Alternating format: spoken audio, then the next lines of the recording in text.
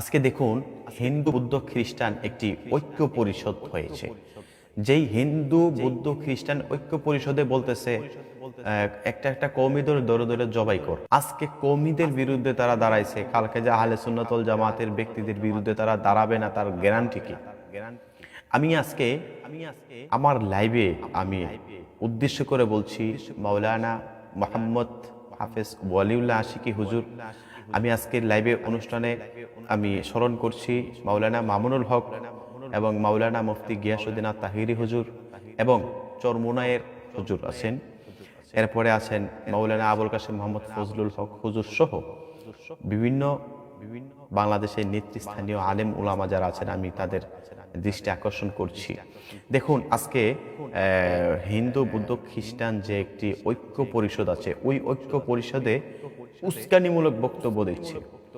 আজকে তারা হেফাজতের বিরুদ্ধে তারা এমন স্লোগান দিয়েছে, চরমুনাইয়ের বিরুদ্ধে তারা স্লোগান দিয়েছে। কালকে যে আহলে সুন্নাত ওয়াল জামাতের আকীদা বিশ্বাসী আমাদের উপরে তারা যে খেপবে না, তারা যে এরকম স্লোগান দিবে না, তার কোনো গ্যারান্টি আছে? তারা এমনভাবে স্লোগান দিতেছে। দেখুন, আজকে আমাদের মতের ভিন্ন হতে পারে। আমি কিন্তু একজন আহলে সুন্নাত ওয়াল জামাতের আকীদা বিশ্বাসী, হাফেজ জাহিদুল ইসলাম ফারুকী। আপনারা আমাকে চার্জ করতে পারেন, আমার ঠিকানা, আমার আকীদা কি। তো যে জিনিসটা বলছিলাম, এই হিন্দু বৌদ্ধ খ্রিস্টান ঐক্য পরিষদটা বন্ধ করতে হবে, এটা সময়ের দাবি। আমি বাংলাদেশের প্রধানমন্ত্রী শেখ হাসিনা, আমি ওনাকে বলবো, আপনি তো মুসলমান, আপনার বাবাও ছিল মুসলমান, আপনার দাদা কি ছিল সেটা আমি জানি না, যাই হোক, তো মুসলমান হিসাবে আপনার একটি দায়িত্ব হচ্ছে এই বাংলাদেশের হিন্দু বৌদ্ধ খ্রিস্টান যে ঐক্য পরিষদ আছে, যেটাকে উস্কানিমূলক বক্তব্য দেওয়া হয়, যেখানের মধ্যে মানুষকে বিভ্রান্তিকর অবস্থায় ফেলে দেওয়া হয়, ওইগুলাকে অবশ্যই বন্ধ করতে হবে। নতুবা আমাদের বাংলাদেশটা এত সুন্দর, যেখানে আজান হলে মসজিদে যায় মুসল্লিরা, মুসলমান, আর যেখানে হিন্দুরা যায় তাদের মন্দিরে, একই সময়ে একই জায়গায় পাশাপাশি ইবাদত করছে। মুসলমান যাচ্ছে মসজিদে, হিন্দুরা যাচ্ছে তাদের মন্দিরে। এই জায়গায়, এই দেশে, এত সুন্দর একটা বাংলাদেশে যদি তারা এইরকম ভাবে অশৃঙ্খল অবস্থায় চলাফেরা করে, অশৃঙ্খল কথাবার্তা তারা স্লোগান দেয়, তাহলে নিঃসন্দেহে বাংলাদেশটা একটা ধ্বংসের পথে চলে যাবে।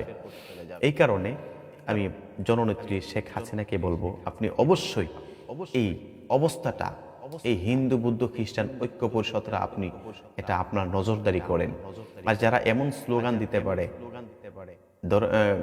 একটি কওমিদর দরে দরে জবাই কর, হ্যাঁ, চরমুনাইয়ের উদ্দেশ্য করে বলেছে, আমি বাংলাদেশের নেতৃস্থানীয় মাওলানা মুফতি মোহাম্মদ গিয়াসউদ্দিন তাহিরি হুজুর এবং মাওলানা মোহাম্মদ মামুনুল হক হুজুর, তারপরে রয়েছেন চরমুনাই হুজুর, মুফতি আবুল কাসেম মোহাম্মদ ফজলুল হক হুজুর, ওয়ালিউল্লাহ আশিকি হুজুর, আরো সহ যারা আছেন সকলের দৃষ্টি আকর্ষণ করে বলছি, এই ব্যাপারটা আমরা আপনাদের নলেজ দিলাম। আপনারা অবশ্যই এই ব্যাপারে একটু সজাগ থাকার জন্য, এবং উপর লেভেলে যারা আছে, বাংলাদেশের নেতৃস্থানীয় যারা আছে, তাদেরকে এই খবরটা, এই মেসেজটা দেওয়ার জন্য।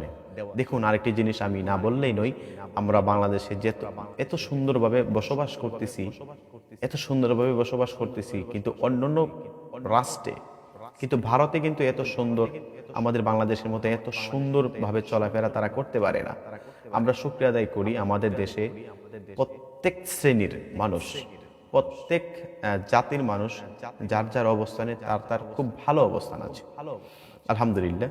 সেই জন্য আমি সবাই অনুরোধ করছি, যদি আমার ভিডিওটা বিন্দু পরিমাণ মাত্র আপনাদের ভালো লাগে, দেশের উপকার হয়, মানুষের ভালো উপকার হয়, তাহলে আপনারা এই ভিডিওটি শেয়ার করবেন, ভিডিওটি বিভিন্ন জায়গায় ছড়িয়ে দেবেন।